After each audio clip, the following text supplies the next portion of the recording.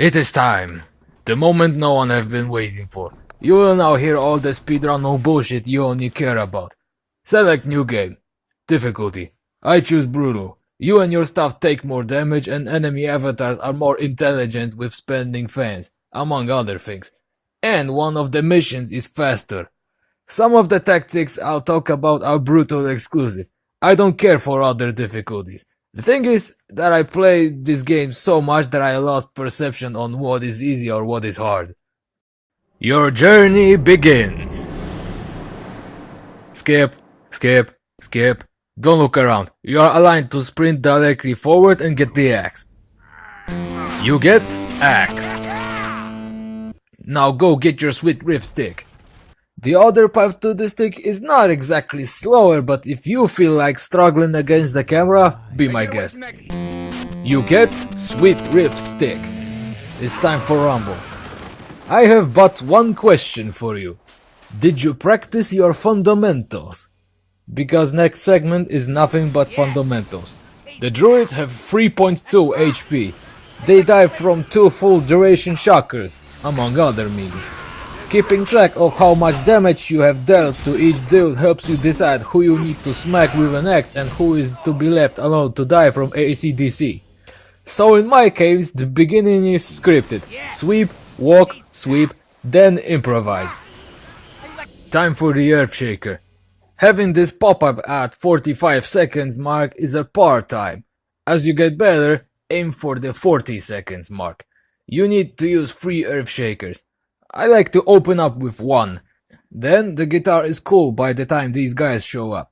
Then I use 2 shakers on those 2 because I don't like to waste all that damage.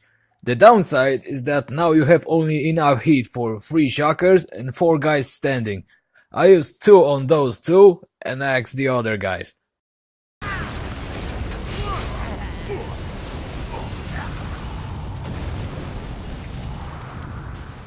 Up next, this stuck-up bitch.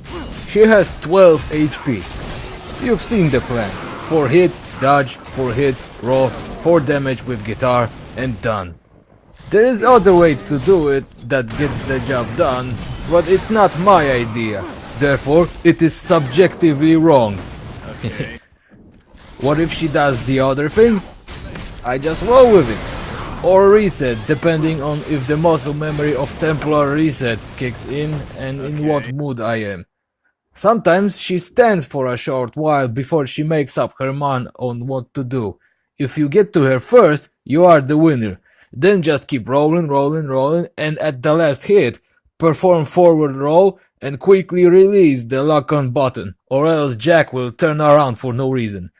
You may increase your odds by using a shocker immediately after skipping the cinematics, but that's an unexplored territory. I have my tactics and I'm gonna stick to it due to my superstitious sentimental attachment. Now you ride the chariot. I don't know if it has unique name. Overblesser is the name of the hazmat bishop that rides one of these.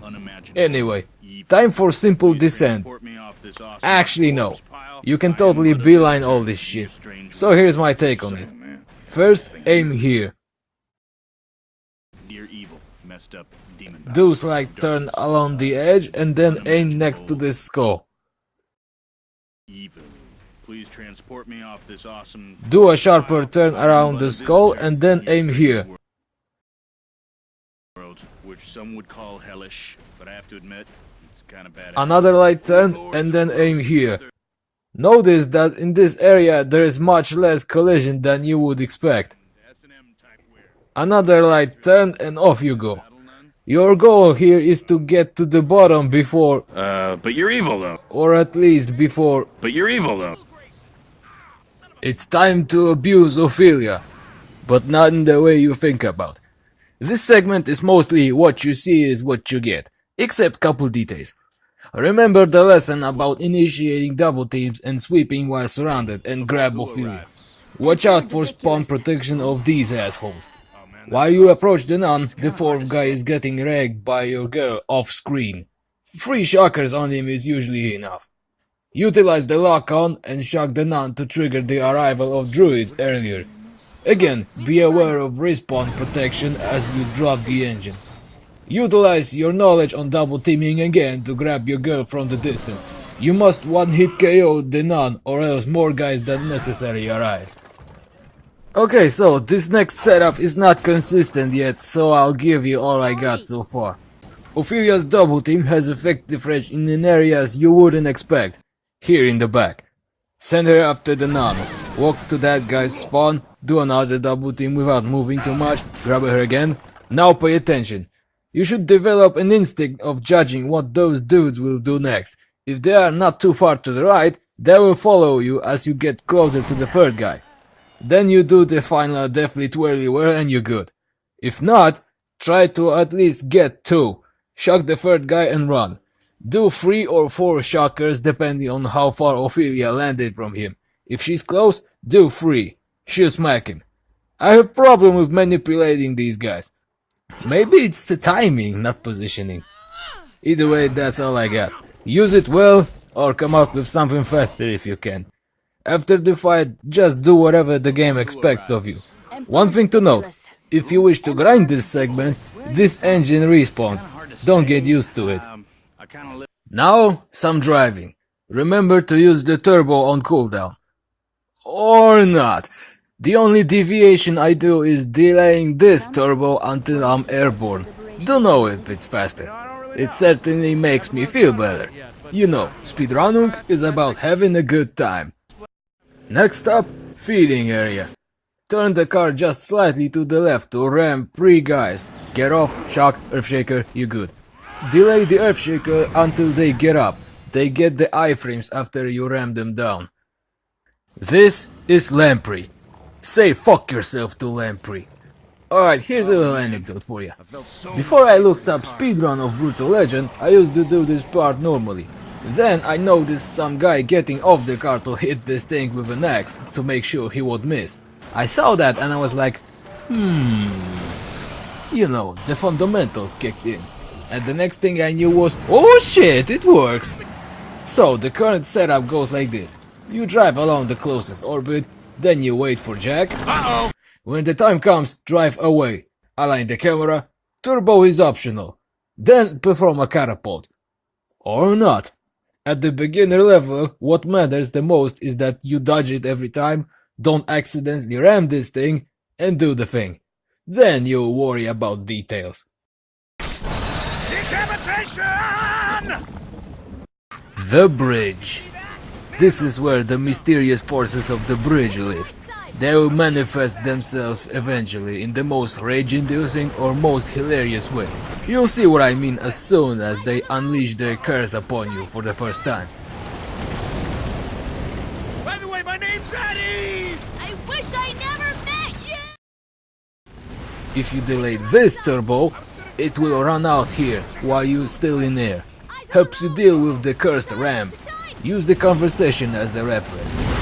Take the right side! I was gonna do that! So bossy! Check out the cool cliffs! Eyes on the road! So there's a shortcut here. It saves 0.4 seconds on average and introduces the death hazard. Now, there's no time for this. There's also a classic path.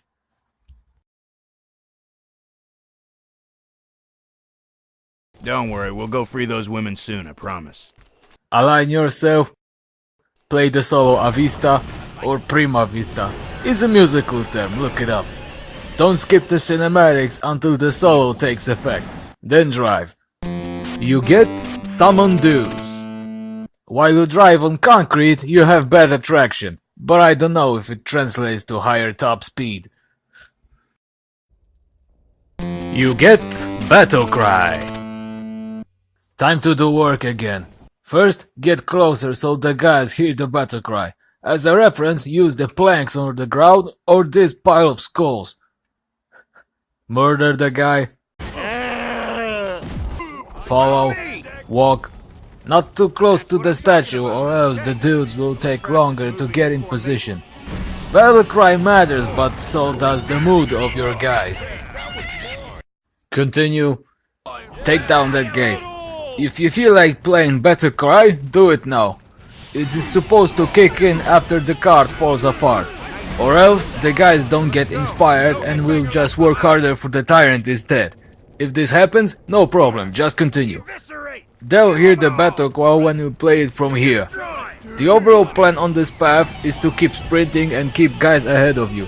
You play one battle cry anyway because you need someone to wreck those carts ahead of you, and you would have to wait anyway if you did. I like to use solo cancel and give the attack command within the time gained. You like spawn killing? We're gonna do more of that now. Do the running swing to stack them in the corner. Wait till the rumble starts. You know, that one frame when they wake up. If you vanquish anyone earlier, you softlock. If you are too late for this setup, just mosh. That's enough out of you. This battle cry is not to buff your guys, but to inspire those guys. It is an option to save them for later, but I never tried it. No, wait, I just did. But first, the classic strategy. First wave. The location of the attack marker is specific and it matters. It is the part of the setup, so you can get to wave 3 in time. You want to shock those guys so the fight goes faster, but you don't want to stick around too long, or else you won't make it for wave 2. Statistically, 5 is the safe number of shockers you can use before you need to leave for wave 2. Wave 2. Stand somewhere around here. Hold the lock on or else the camera pans and the setup is ruined. And the rest is self-explanatory.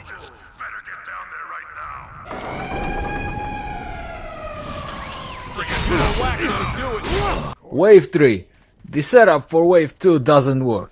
If it did, I would be using it. The sound cue is what you need to time the swing. Try to bash them in the direction of the gyre. If you get the feeling like you won't make it in time, plan B. Stand in their way and intercept them. Fight them normally, as in with your fundamentals. Don't let them touch the gyre or else your guys come to help and the ending is ruined. Wave 4. Run to them, but keep looking at the other gate. Remember how I said not to try to ring out those guys? Good, it still stands. These guys have 4 HP. Putting an effort to align yourself, doing a ring out move, and despite all the effort knocking just a single guy is not faster than even sprint stopping and doing the 4-hitter. Unless you find a way to do efficient ring outs. I didn't, but feel free to try. Alright, now the experimental route. Run. Fight them. Run. Use the battle cry somewhere around here. This buffs your guys and wakes up the other guys. They follow you now. Go to wave 2, continue normally.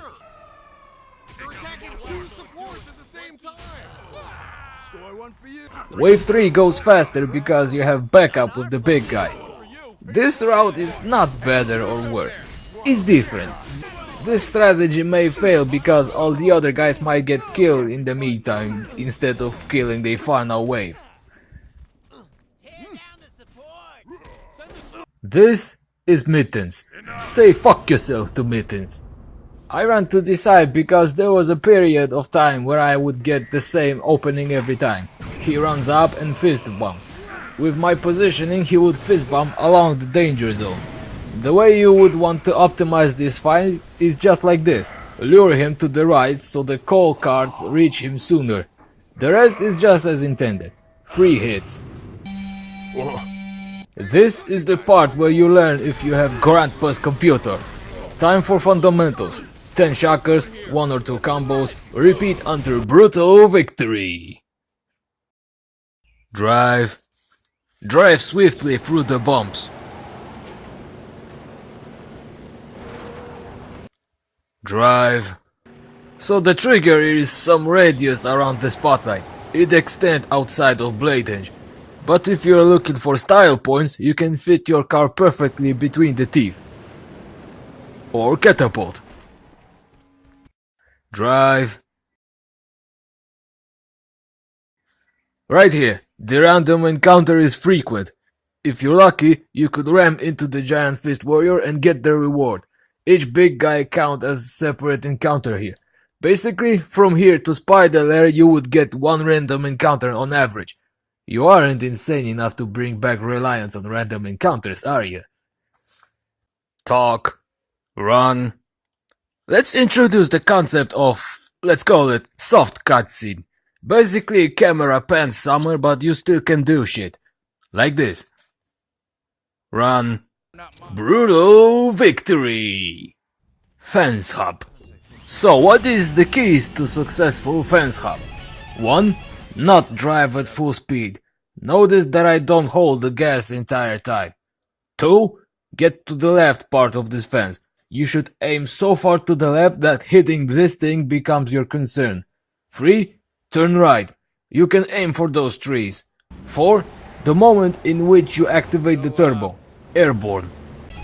If it just ain't happening, try the half version. No precision required. Usually you would ram the invisible wall and land in the correct direction. And get involved in this family. What a stirring melody. So, anybody want to come with me to the lair of the Metal Queen? Anybody? 'Cause that's where I'm headed.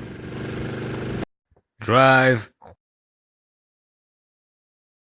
This is yet another soft cutscene.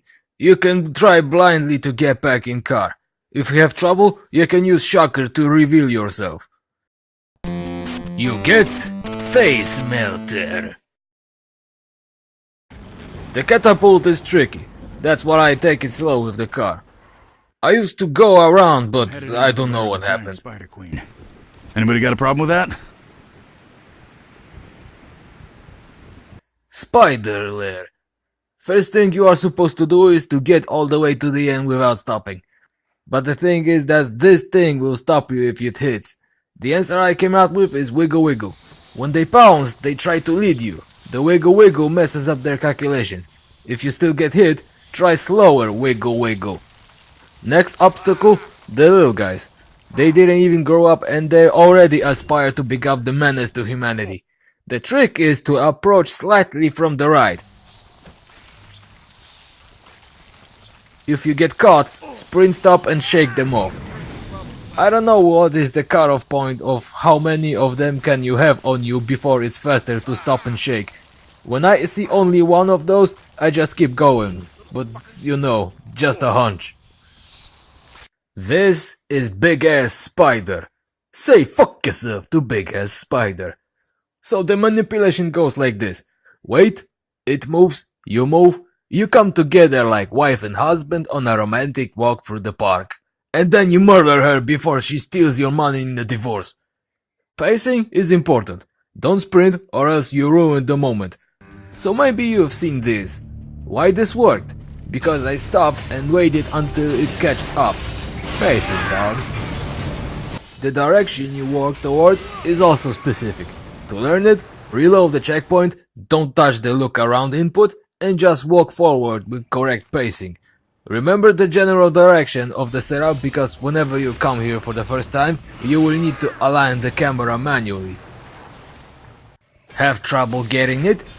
Or maybe you do it right and it just refuses to work. Alright, forget all this shit. Plan B. Wait, it moves, you move. Producing ear-shattering war cry, you run forward with all the might of your legs, straight at your foe. Bait the backdash and spit, dash the spit, sprint stop, proceed normally. It's just as fast as the previous setup. If the magic still doesn't happen, or something slipped at any point, my advice for you is to just be fearless. Don't run around like a headless emo kid. Run forward, stay close. All the way close. This thing deals 0 damage.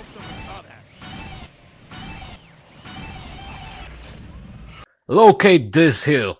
Stand here, so that the spiders land around you, in range of Earthshaker. A nice little setup. Then, one shocker is enough to murder them. Sounds like fundamentals? Do you see now?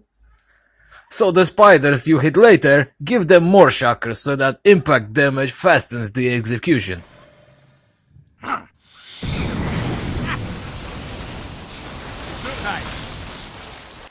Time to manipulate big ass spider again.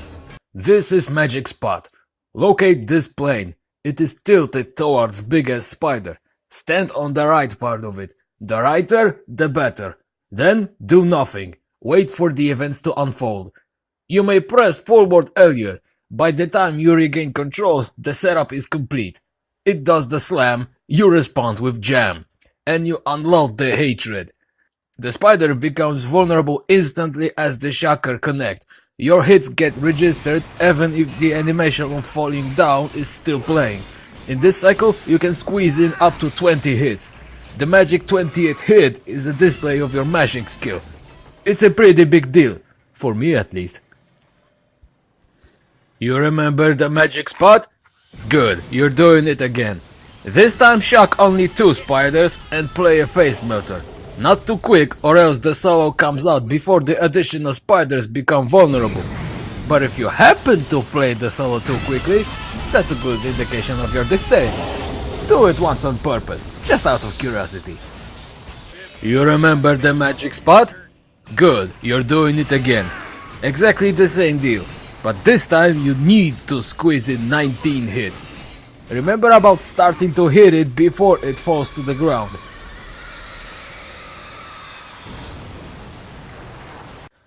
Road racing. Remember the lesson about Thunderhawk? With that part about no cooldown on turbo? Fire away, but only if it doesn't make you crash violently into the wall. Couple things to note. This job, aim for the concrete. I used to have issues with the landing. If you have them too, try landing without holding the gas key. If you still have problems, try landing while holding handbrakes. Next thing, you might wonder, I drive from Kill Masters to the lair through this little opening. Why isn't it the case on the way back? Well, I used to have problems with traction, but that was 6 years ago. Lately, I gave it some more thought, and here we are. The hint about letting off the gas pedal to stick the landing applies here as well. Next thing, the road uphill is pretty bumpy, especially this turn. You need to slow down or else you face plant. Final thing, the way I take sharp turns. I keep drifting, and where I see that the hog is facing the correct direction, I activate the boost then. It seems to redirect your momentum forward. Oh man, that was awesome. Brutal victory! Alright, that's it for this episode. And it ends with a beautiful cliffhanger. Right, and I was supposed to explain defense hop. No wait, I've already done that.